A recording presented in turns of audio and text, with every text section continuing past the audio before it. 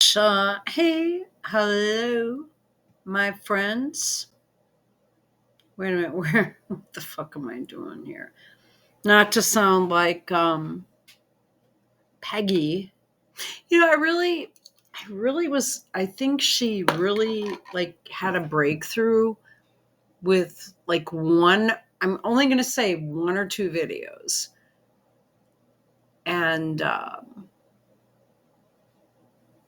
it's sort of like Schroyer. It's like if you depend on this crap for your income,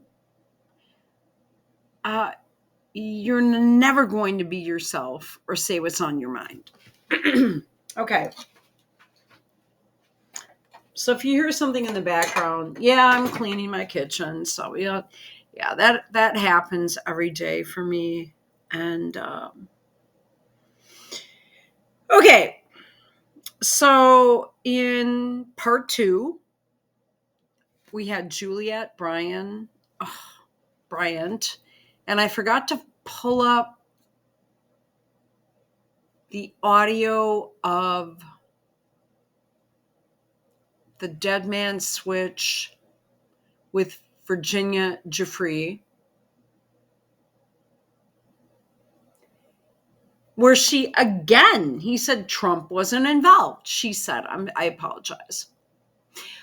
I'm not sure if she went into hiding permanently or really was killed because the bruises on her face. I believed that she was a target to be killed off. But the bruises on her face, I mean, I did have someone take some bruises of me. You guys, I'm going to be honest with you. I had a head injury and was on so many drugs that I lost my memory, my focus. I lost me. I lost who I was for almost a full year.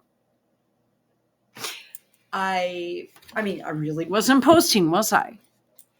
I was going to do a big, huge thing on the coronation, and I'm in the hospital, and the nurses were like, they were evil. They were straight out of a satanic hell. Okay, so how can I put it? I was in a hospital that was level 3. Level 4 is where I should have been. I was not in a hospital that should have been able to handle my case, or that would have been able to handle my case. But if I would have been moved, I might have died. And I'm not looking for sympathy. I'm just telling you, hey, I've been there. I know what it's like. I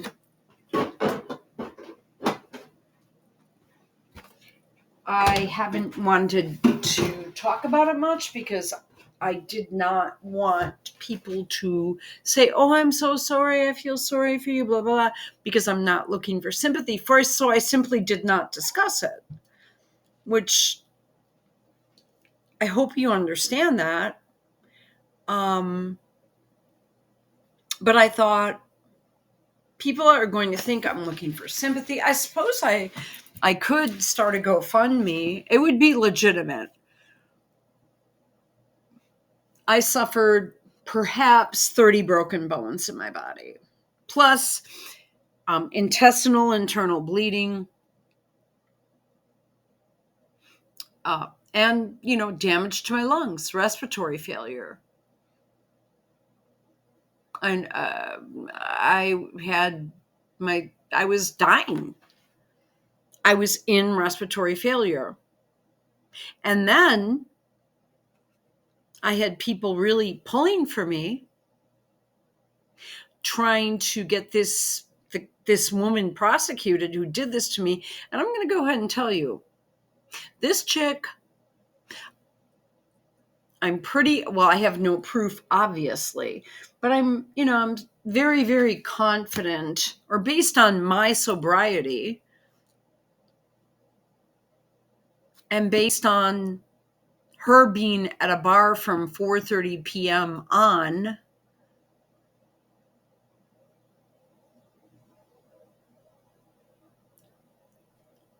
as her husband said on the stand, my wife is a whiskey woman.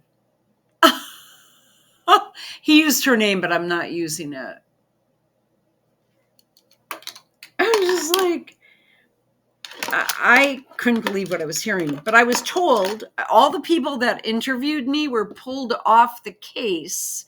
And the person that was in charge of the case presented evidence at the first pretrial hearing in 2023 that I attended, which was like number 1 or 2. It was August 21st, I believe.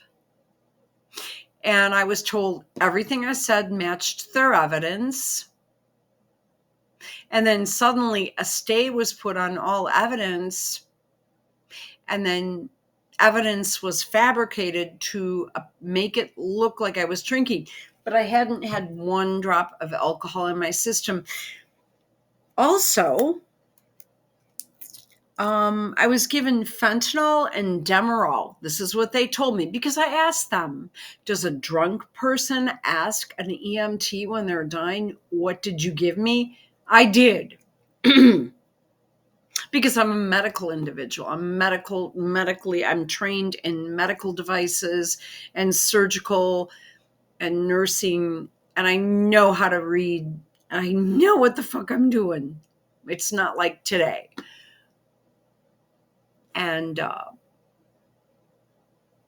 they told me they gave me fentanyl, but an hour, and then they told me they were giving me Demerol. They gave me at least 3 or 4 injections, and I was on a helicopter. But somehow, within an hour and a half of the EMS giving me those injections, when they did a tox screen, my blood came up with just a flag, and then it just said trace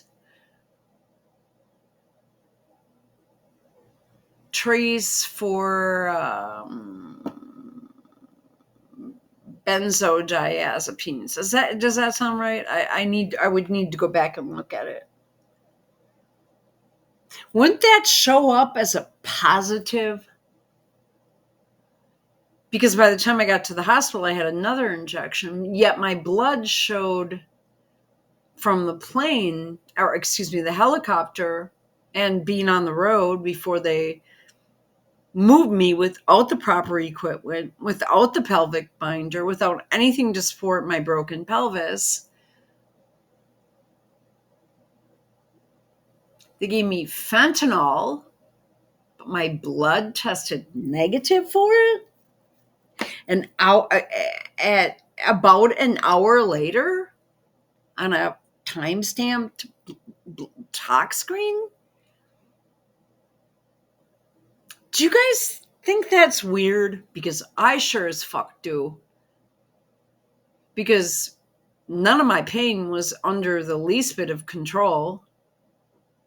Yet I was given injections, yet the injections were shown as a negative on a very extensive tox screen. Not to mention, I've gotten multiple 10, 12 panel drug tests for many of my jobs. I mean, I could not get access post-Obama. Not that it mattered, because none of us were doing, well, some people I knew were definitely smoking pot. They told me. Well, okay, one person. But he had a major job and made a shitload of money, and he lived in Chicago. He'd come up, we'd work together, and he'd light up a bowl, and I'd be like, what the fuck, man? You know, because frankly, I didn't want to smoke pot. On the job was somewhat, but he was.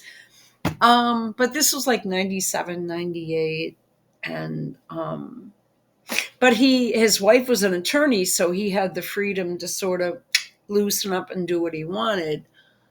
He gave me a beautiful crystal bowl for a wedding gift. But anyway, do you guys think it's weird that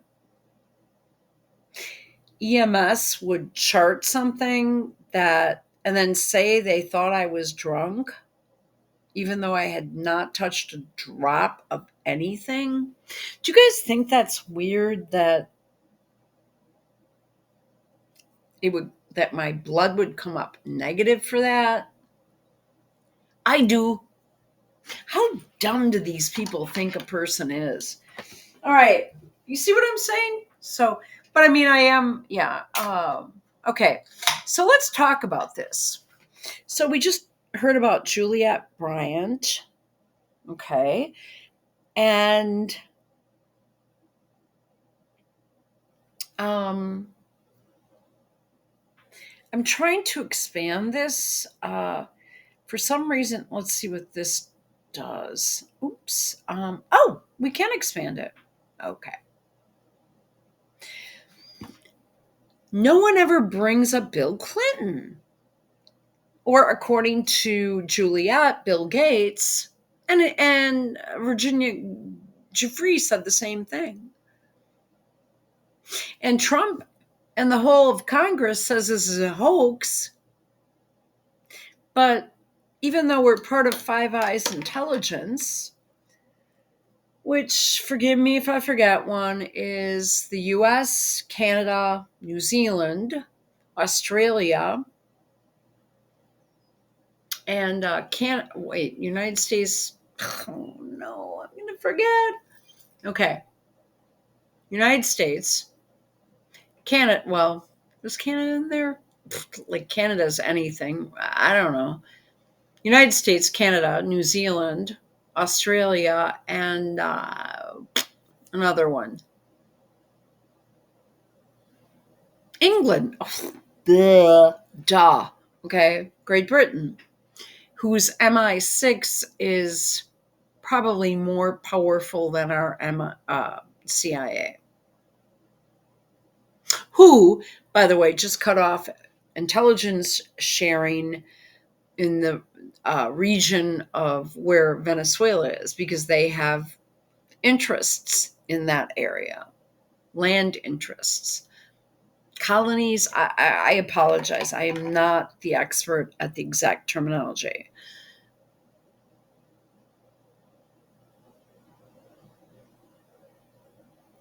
Okay, I'm going off track. Let me get myself back on. So you have all this shit going on. Trump is out of control. We keep hearing that he's not really a part of this. I don't believe he is. Number one, he's a weirdo germaphobe. Number two, his behavior in general is odd. But in Great Britain, I apologize, who we normally have intelligence sharing with, Prince Andrew has been forced to leave a home that's, quite frankly, in his family. Charles is kicking him out because of Epstein, but in the US, it's a hoax. Why do people always want to protect Bill Clinton? When I was in Ireland for the second time, it was in 2000, and food was still decent back then, and my travel person, a partner, my husband, sent me to a deli to pick up sandwiches for the flight in case we needed them, in case we didn't like the food, whatever. And he told me what he wanted, and then I just always get stuff like tuna or something, right? So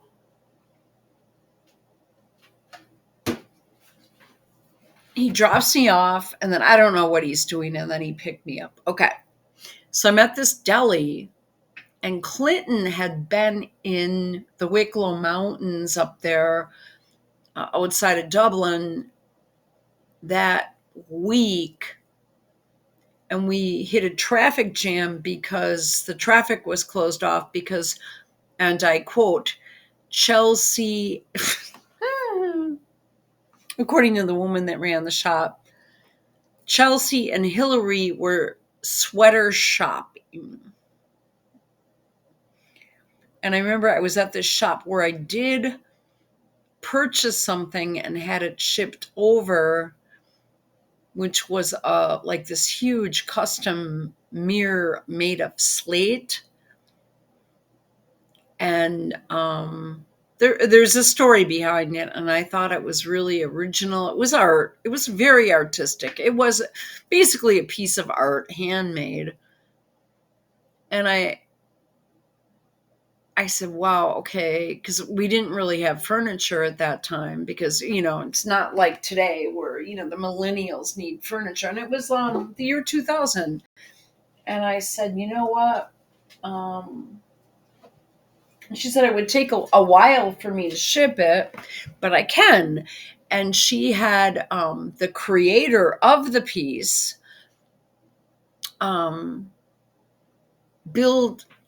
basically construct a wooden box for shipment. And it came a couple months later, and then I kind of hid it.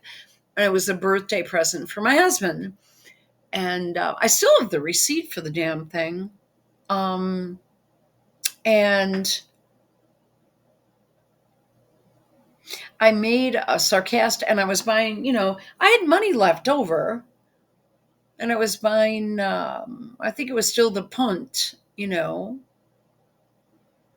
Irish punt before, the EU came in and raped the fuck out of that country. And it was cheap, the dollar was ahead of that. So I paid much less for that. That would be worth quite a bit. So it was 25 years ago. And it eventually made it over for the birthday. And during this time, I also bought just like some jewelry pieces that were, just costume jewelry type thing. And some other, handcrafted. Do I want to say knick-knack? It was the end of 2000. It was the second time I was there. And I had, someone had said something about the highway being closed because Hillary and Chelsea were shopping for sweaters. And I made a comment like, the way they said it, I can't remember. And I said, let them shop for sweaters on their own fucking time. And I had the whole entire staff cracking up, and because I mumbled it under my breath, and they were like, oh my God, I just love you. So they gave me a deal and they helped me out. Okay. So I remember the Clinton years. I was at this deli. This is what I wanted to say. And this was an older woman in her 60s, just looked like, sort of a stereotypical woman in her 60s working at a deli. And I hate to say that because I think women in their 60s are beautiful, but she, was sort of kind of short, kind of fat, and she's, oh, Bill Clinton, I just love him. He's just so sexy. And she kept going at it. And even though I despised him, I kept saying, oh yeah, sure, I get you. And she kept piling more and putting more things in the bag for free. The more I sort of said, oh yes, I understand what you're saying. Oh, just love him. Oh, so everyone over there, everyone around the world thinks he's God for some gosh darn reason.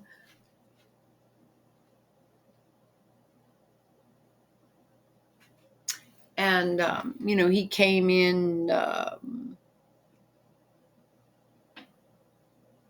after Bush #1 served one term and sort of like started wars and shit. Okay. So Clinton gets in and it was like within weeks, scandals are happening. Scandals that the liberal media were reporting. And within a couple of years, it was like, holy shit. And then by the second term, it was like, oh my God, this is just bullshit. We need to like get this guy the fuck out of there. Plus, the tax hike had been significant, but it was significant for me at the time, just being a secretary, making under $8 an hour. I'm not joking. This is in 93, 94. And I just was like upset because when they hiked taxes, you guys, oh no, they wouldn't do it for someone that made that much, but they did. And my paycheck shrunk suddenly. And I was like, oh my God. So the only way I could make up for that was working overtime every single day of the week. And this is before I got married or before I began to sell medical devices. So that's what I did. I made time and a half or double time to make up for my income being fucked. Just remember that. So this is one of the Lewinsky tapes. This is what we were dealing with then, but none of these podcasters want to bring this up. And they said the boomers are taking their last dying breath. Are they? Because Trump, I think, is like year one of the boomers. But I'll tell you where I'm going with this. I was going to have an accident on the way home. I had to go to the bathroom so badly. To listen to this, why are you freaking out? I have to wait now until 10 o'clock. I am flipping through the channels, and I flip onto headline news, and it's... I believe this is Linda Tripp and Monica Lewinsky, who was, fucking around with Bill Clinton at the time. The trail end of a story, and they're showing a video of the trail end of the story. Isn't it the tail end? I don't know. Oval Office with like the creep and these other people walking into it. Who is the creep? Because she's in love with Bill Clinton when she makes these tapes. Was it Epstein? I don't know. Was this? I don't know. Oh. I don't know. So, and all I hear is something like the Nixon tape, and this is now showing stonewalling from the White House. What? So, I don't know what this means. I don't know if this is video. Okay, so we have to wait till headline news comes on. Exactly. Until 10 o'clock. Well, there can't be video. Well, there was a video. I mean, unless they were videoing these people walking into the meeting, I don't know. I didn't see enough of it. Oh, well, in your case, if that's the case, which I'm now hoping it is, it's okay. Do you see what I'm saying? Why is that okay? Because you're not where the cameras are. Oh. Yeah, but how do we know they're not back there? Oh, there's no way. Look, he's got to be aware of this. This isn't something he's unaware of, so therefore... I don't know. I mean, and I find that's really up if he knew that. Well, assuming there is one, which we don't know, he would have to know, but it could just be for documentary reasons in terms of, for political reasons. It would have nothing to do with right, anything, and certainly not the inner sanctum. I mean... I don't know. No. I mean, I'm just curious to see what the story is. I just sort of feel like, okay... Leave it to you to find the tail end of it. I know. So...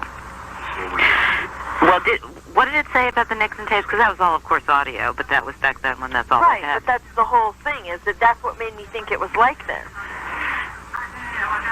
Stonewalling? Mm-hmm.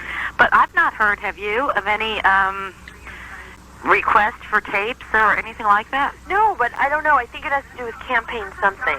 So I don't know if it's people coming in for meetings. Well, sure. You know. So I don't know. Okay, well, We have to just wait half an hour. well, how would anybody on the other side have any information to lead them to believe that meetings were videoed, let's say? They were showing a clip. Where would they get it, though? I don't know. I don't know.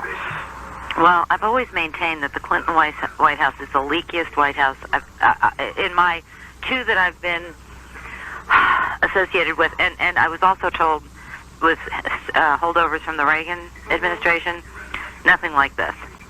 Well, I think... Oh, holdovers from the... You mean people who were there in Carter? No, well, in Reagan. See, that's what I... This is how stupid this broad is. She said holdovers from the Reagan administration. Do you mean Carter? Ugh. I mean, that's some of what I maintain, is that you've got... Which is where, had they just taken this approach with the travel office, it all would have made sense. You know, you've had people who have been working for Republicans. I mean, you had major drug shit running out of that White House at the time.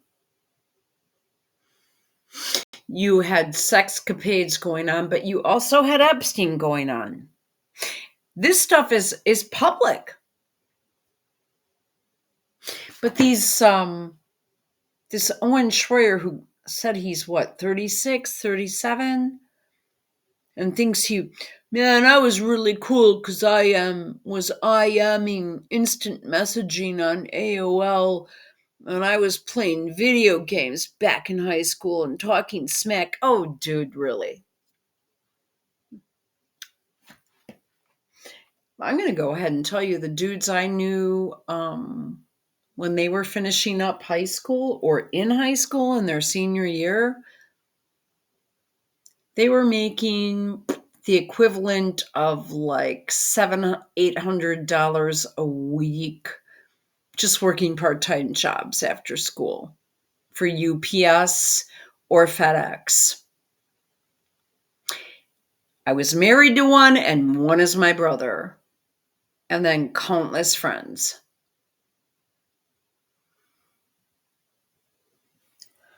And my brother always tells me, well, I've been, saving my ass off ever since then. That was in 1977. They were all, these people were all older than me, okay? They had to lift. They had to be in shape. And it wasn't like, I've got orange hair and I want to be treated. I mean, they worked really hard. And then they took them, with my brother, he took the money and put it in the bank. And he's recently, and this was, when interest rates were quite high on things like CDs, and he was making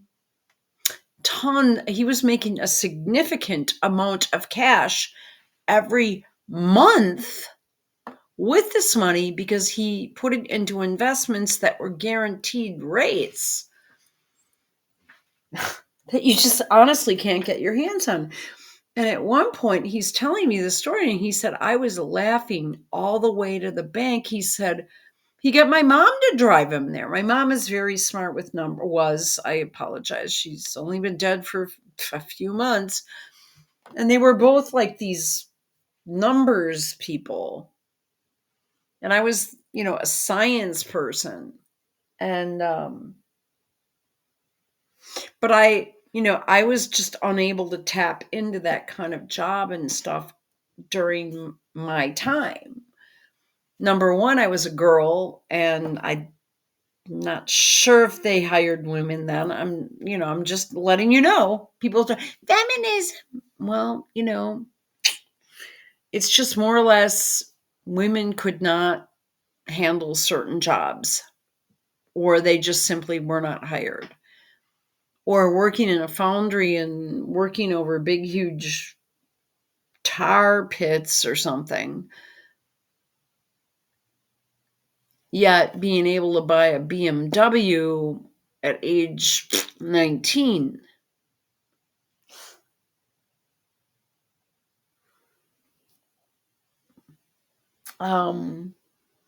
Clinton did destroy a lot of this, but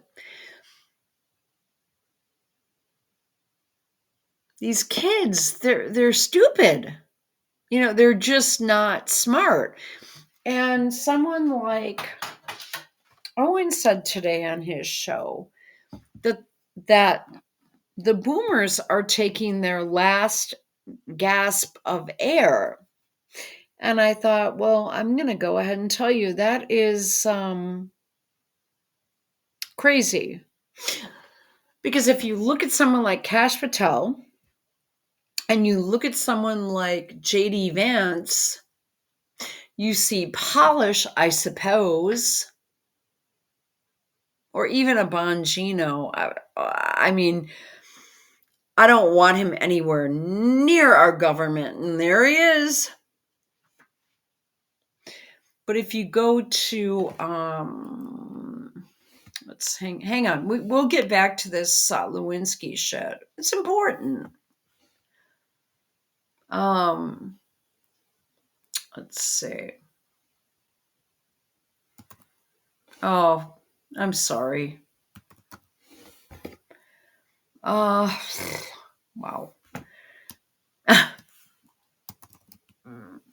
Right here. Let's just take a quick peek.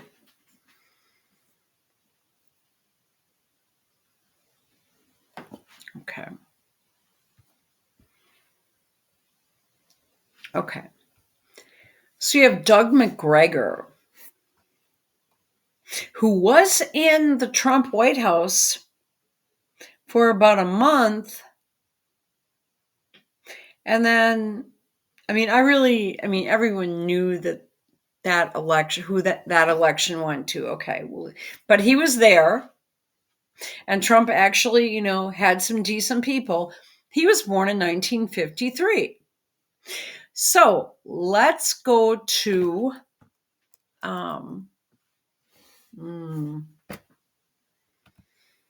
if we can, I think I might have gotten off of this one.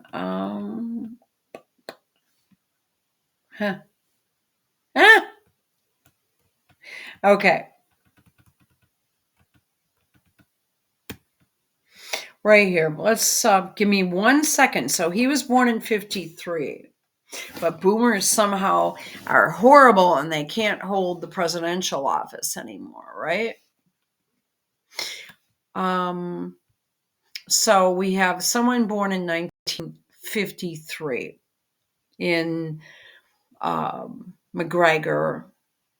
And he did an interview this week that was completely amazing. Max Blumenthal's complete psyop. So I can get into that. I do have a bunch of stuff bookmarked on that, but it took me literally days to find it. So, 3 weeks ago, he did one this week. And, I really dislike YouTube right now. They, latest.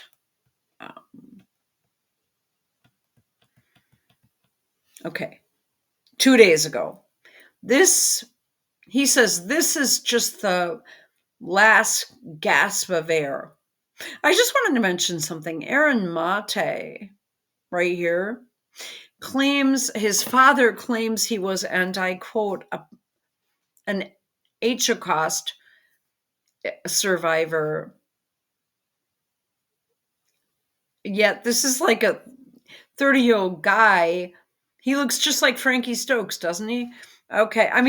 With the long nose and the long... Actually, Frankie Stokes is the most bizarre-looking man alive. He should get jaw surgery and reduction, but whatever. It's none of my business. If he doesn't want to, that's his thing, but I think he should. So, according to Owen...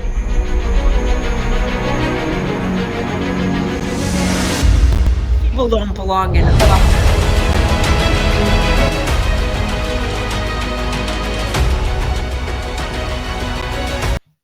Oh.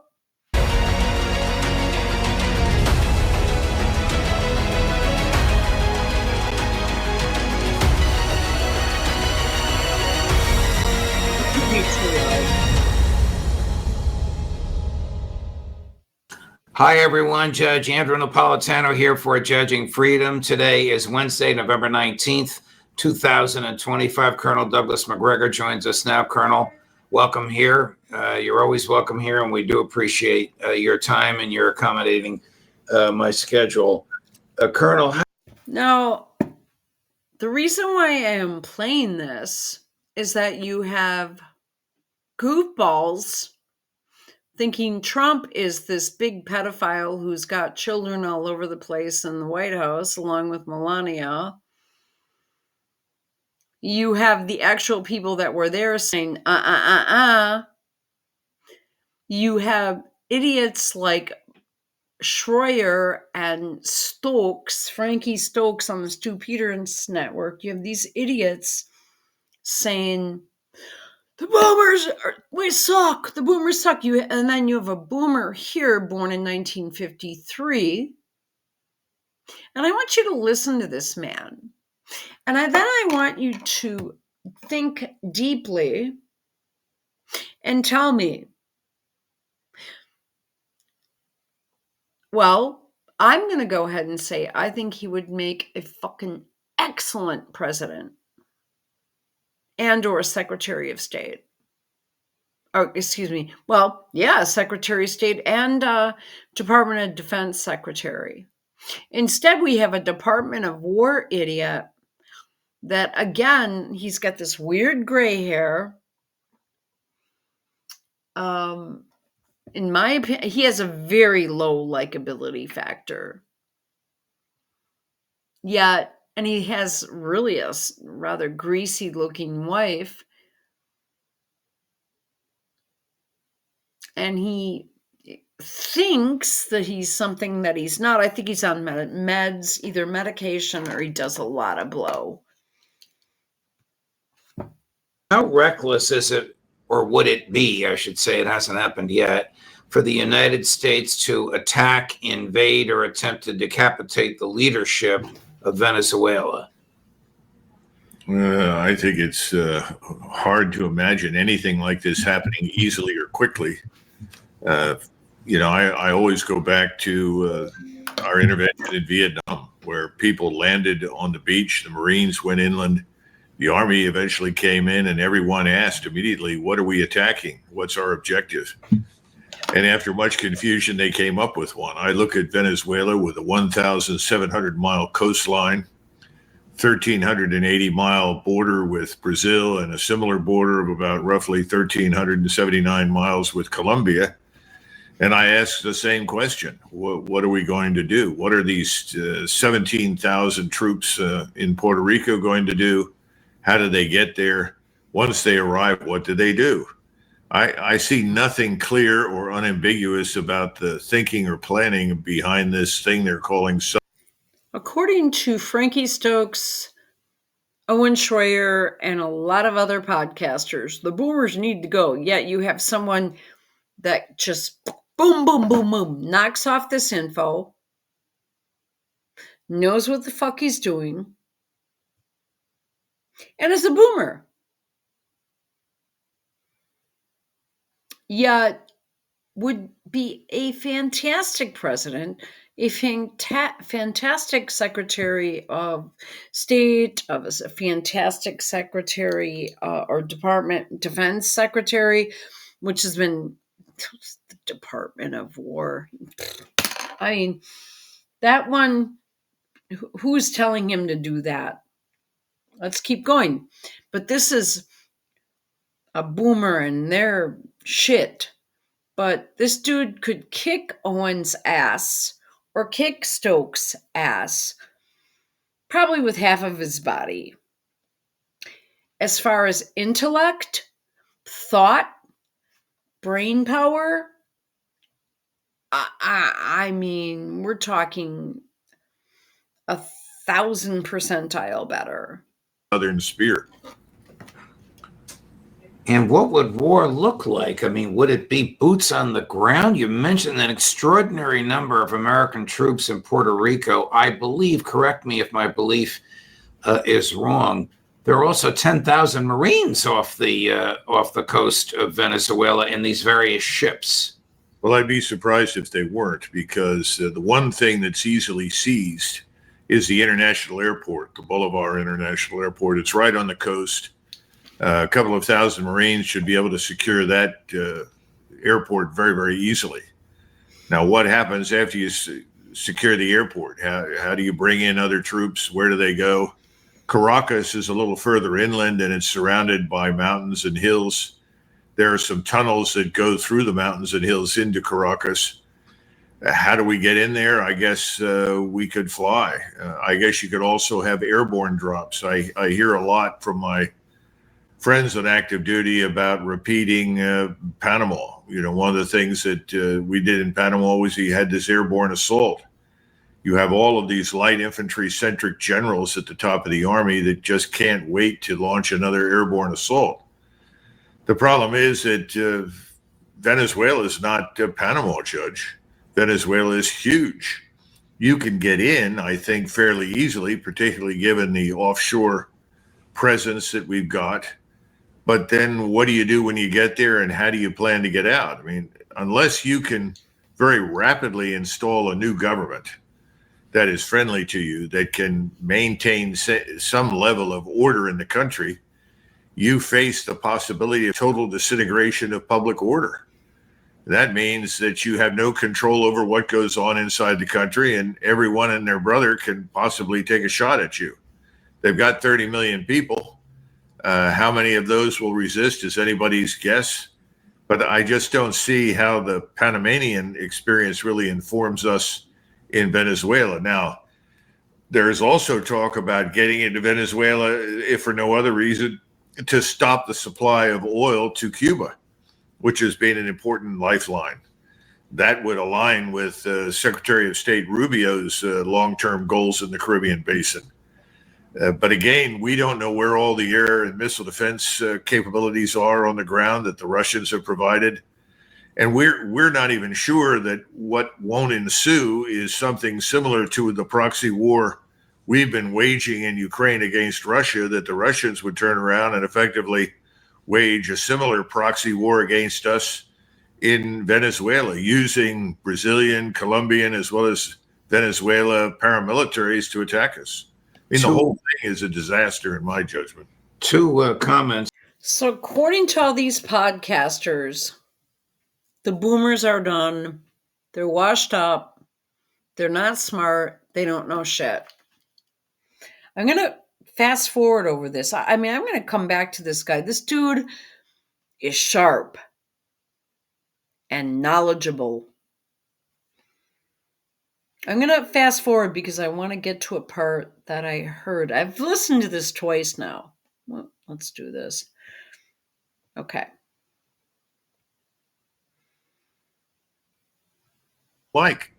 And here's a message to the Owen Schroyers and Frankie Stokes and Stu Peters of the world and the CUNT Owens. You don't have any life experience. Your work is based on things like you're so afraid that you pull an entire show from your channel, not just a half an hour of it.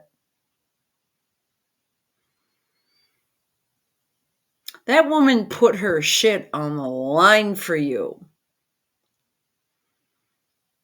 And he's got like 1,000 viewers when prior to that, he was compelling. You have to have passion for what you're doing, and there is no passion there. This guy, of course he's passionate, but he's pissed off because he doesn't like what's going on with the government, which can you blame him? But there was something Knapp said, and Judge Knapp kind of, I find to be on the annoying side with his sort of sycophant bullshit, sort of, oh, you're so my dear friend, I want to kiss the top of your head. And, I mean, I can't deal with that. McGregor is like, I know this, I know this, I know this, I know that, I know that. And this is what I think, but and just the way he presents himself is very presidential. Trump is not presidential at all. He was great in his first term, and he turned into something that I do not know how to describe.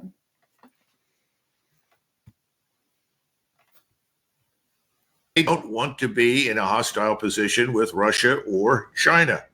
So the prime minister has been severely reprimanded, told to sit down and shut up. Oh, wait a minute. That's being passed as long as we are there. We are no longer a shield. We're now a other countries as it sees fit. Her remarks have been walked back. I want to hear this question. That have controlled. We've been trying to inflict on Russia for the past 3.5 plus new locations where you can get at the resources that you need to boost the American able to maintain the dollar's dominance, and that's a threat does Cuba pose to the United States of America? They can barely feed their people. Well, I certainly don't want to make us responsible for Cuba. I don't want to make the United States and the American people responsible for Venezuela.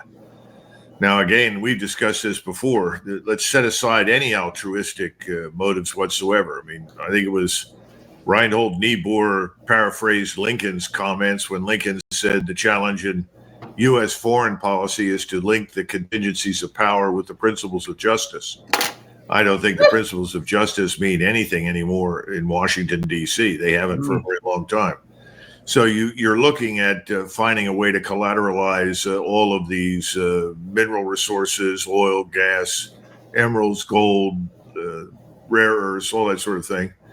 And people that are in the banking industry have privately told me, well, I guess if you can go in there and you could exert absolute authority over the country and you can exploit its resources without interruption, that could conceivably lead to a massive reduction in our national sovereign debt, because you could pull 19 trillion in wealth out of Venezuela.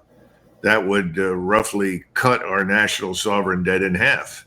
In other words, this is a good old exercise in pillaging and exploiting other people's resources. Are the same Zionist billionaires behind Trump's dalliances and threats of war against Iran behind this invasion of Venezuela? Well, I suspect so, because they have a lot more at risk right now. They're fighting tooth and nail to maintain the dollar's dominance. And that's a story that just doesn't reach the American public. We are in a state of decline in terms of economic strength, military power, prosperity, you name it, across the boards, internal cohesion. The Russians, the Chinese, Indians, and others are viewing. Now, you tell me what millennial or what boomer has this depth of knowledge. Owen Schroyer. This isn't some dumb boomer taking his last breath. This is the type of person we need in a position of leadership and power. Someone that just fucking can knock this shit off. Not someone, oh my God, I'm so afraid of an interview. I have to pull it. Good God. Don't forget, my father was in the Marines and considered himself to be a Marine until death. So he would be pissed if I said was in. He said, once you're a Marine, you are always a Marine. And he was, in the 1st Tank Battalion, 1st Marine Front, 1st Marine Division, Korean War. Now, I think there might have been another division in there right before him. But he said, he knew he was going to be drafted. He did not want to join the Navy. Therefore,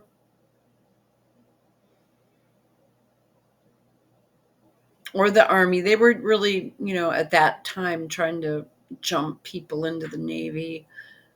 That's the easiest. He said, I didn't want to take my chances and have to do that because that was and I do know the Marines are a branch of the Navy.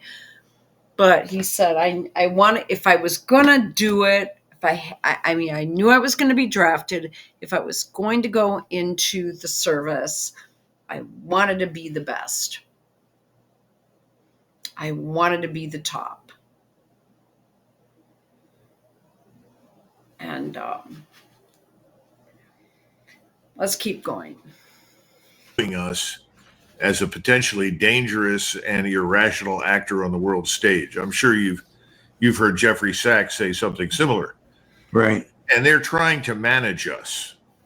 By managing, they want to manage their way through what they think is our decline by avoiding a war. And it becomes more and more difficult. But we failed in Russia. We wanted to go in there, break the country up, rape it for its resources. That's failed miserably. We have that started under Obama, but let's keep going. Well, not actually destroyed the national cohesion. Or it started under Clinton because,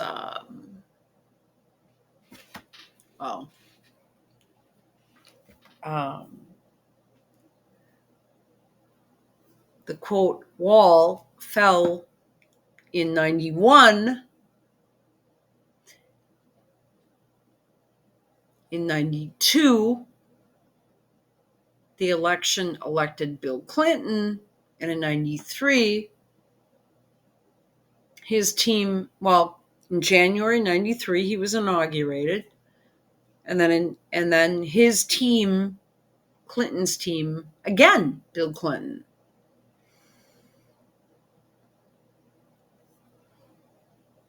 tried to rape that country.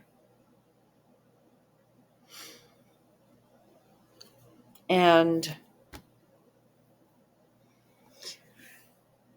let's simplify it without getting into detail because it would take an extremely long period of time.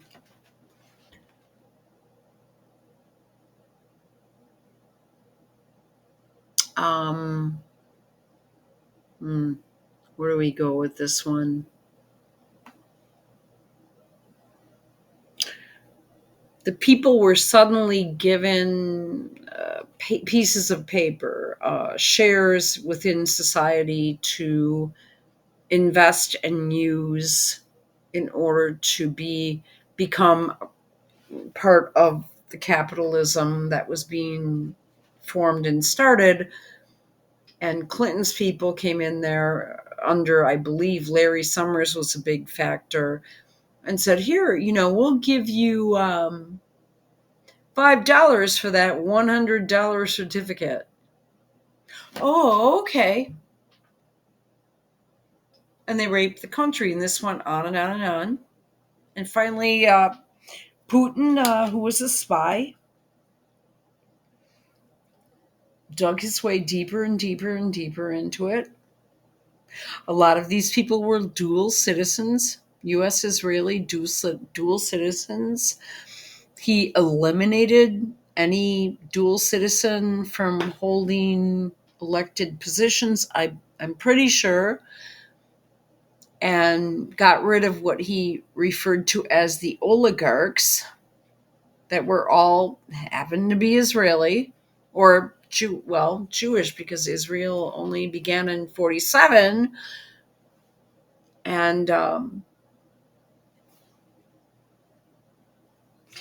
then what happened? The U.S. decided they wanted to become enemies with Russia. So let's continue to listen. I'm going to go forward just a tad. One is involved in this giant grift.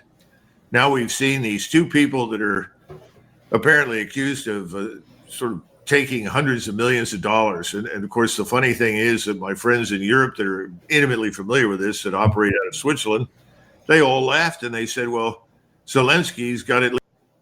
Well, here's the deal. Like, why does Owen think this isn't intellectual or worthy of a position of leadership? Oops, I'm going to get problems again. Oh, yep. Okay. At least $1 billion in cash. Most people have stolen billions. These people are small fry.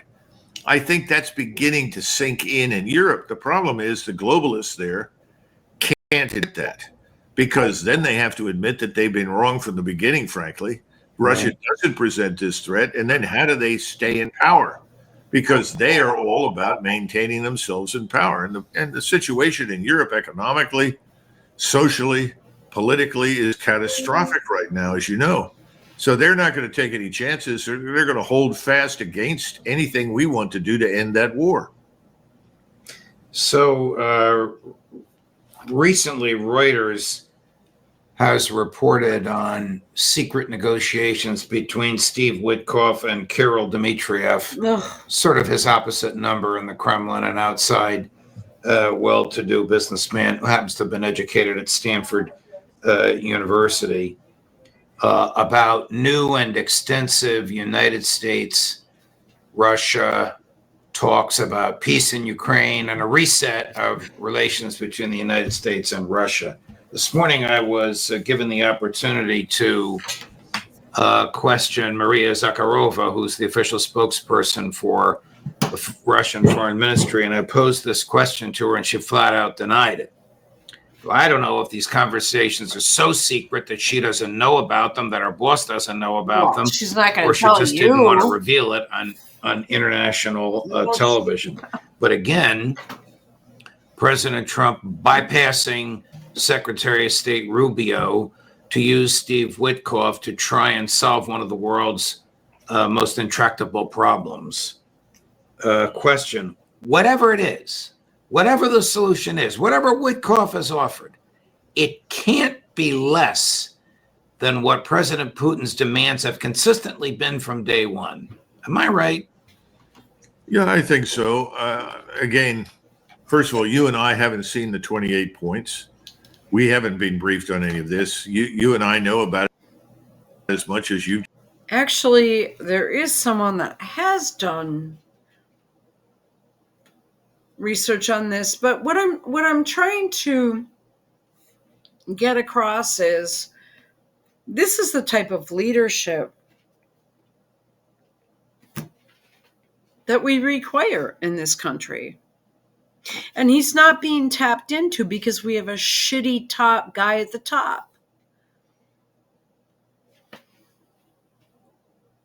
I'm going to give you just a taste and then we will end for the night. And I hope you got something out of this stuff.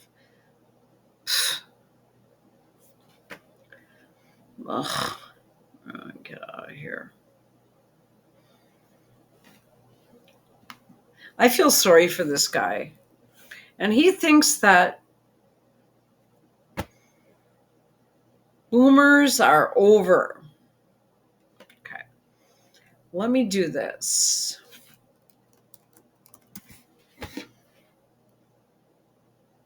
Oh, poo.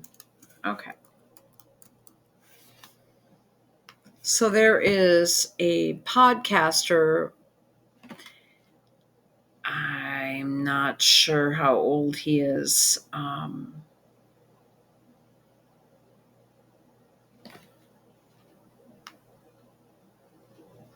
Listen to this.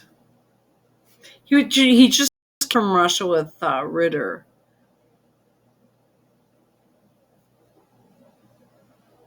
Oh. have built themselves up without colonial plunder. They have built. This is highly After the fall of the interesting. Soviet Union, almost all the countries, they were selling the country off to the highest bidder.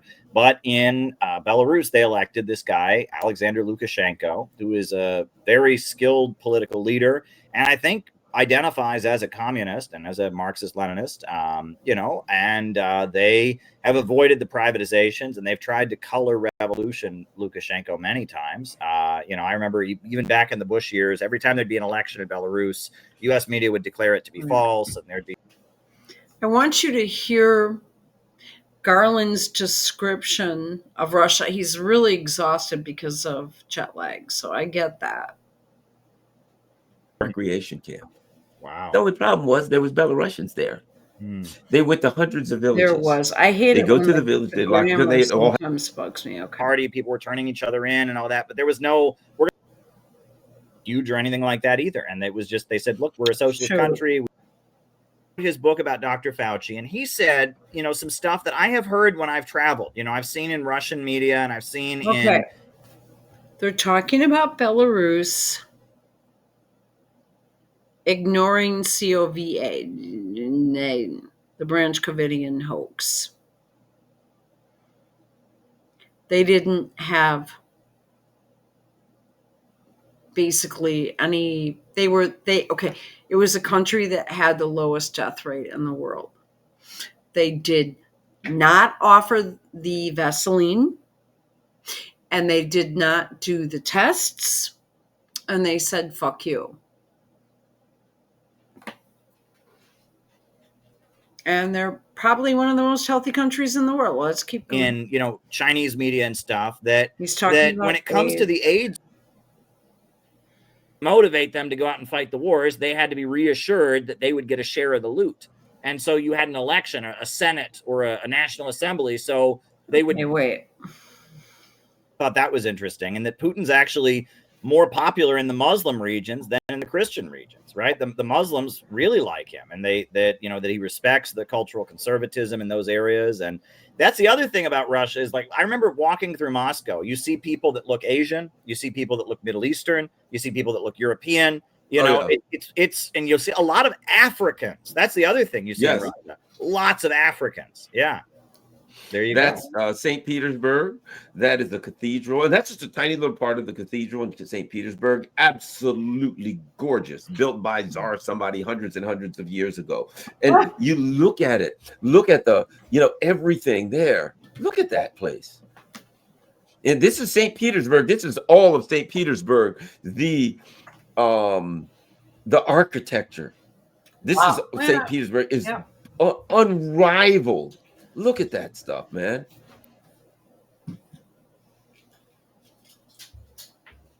Yeah. It's Russia, just absolutely beautiful. Yeah, Russia and China modernized and became modern countries without colonialism. And that's a really important thing. The fact that they built themselves up, but they didn't go to other countries and plunder them and impoverish the people there and enslave them all to build themselves up to that level.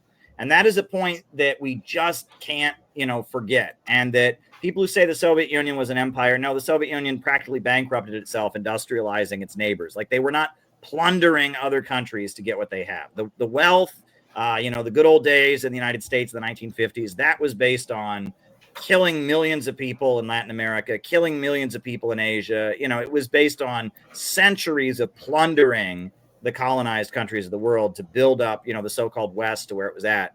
Russia and China have built themselves up without colonial plunder. They have built themselves up on their own steam and by helping other people come up in the same way, right? I mean, Russia built the world's, the largest hydroelectrical power plant in the Middle East is the Aswan Dam in Egypt. It was built in a coordination between Russia and the Egyptian government of Abdel Nasser. Right. Russia, brought electrification to Syria and built the huge hydroelectric power plants in Syria. And that, the Soviet Union was constantly helping other countries industrialize. And, China got its course. They first they were aligned with Russia. Then they had their separation. And Russia and China have built themselves they built themselves up not at anyone else's expense. And that is a really really important point. That's what Chairman O'Malley of the Uhuru movement always points out, right? You can't just see them as just another first world country or just another modern country. They're a country that became a modern country without colonialism. Yeah, it's absolutely incredible. And I mean, I tell you another thing about Russia. The people, you know, you know how it is. You go to New York. Yeah. And I get off the train at Moynihan or whatever it's called and walk outside. The horns are honking. Man, man, man, man. There are people, get out of the way, asshole. You know what I mean? You know how it is. That's every day in New York. That's people screaming and yelling. They're elbowing. They're trying to get to the front of the line. They're pushing somebody else back. There's somebody begging, trying to pick your pocket, whatever the heck's going on. You know, you're holding your stuff tight because somebody could grab it and run. I actually found it to be much safer than Milwaukee. I'm going to split with this video. I don't know if you got anything out of it. Okay. But what I'm trying to say here is that for someone to make a blanket statement about boomers sucking, you've got intellect there that is a national treasure that will never come back. The 1940s boomers, yeah, there are some issues there, which Trump is, I think, in the first year of what would have been considered to be a boomer. But he has failing health and a lot of personality issues and disorders, I believe, that are causing him to behave in manners that are bizarre. And he's fucking this country up, man. I'm sorry to say. And he was speaking about, we can pick this up another time, but about how clean, efficient, and different things are in some of the, quote, Eastern countries, because they got their wealth. They got their wealth and their they built up themselves on their own without, like, for example, Trump going to Venezuela and saying, hey, fuck you, we're taking you over. So we're going to end it. And you know, I've always been a supporter of Trump. I've worked for the RNC. I don't know what's going on now, but it is going to damage the country massively. Okay, let's see where we're at. Okay. Love you guys. Talk to you.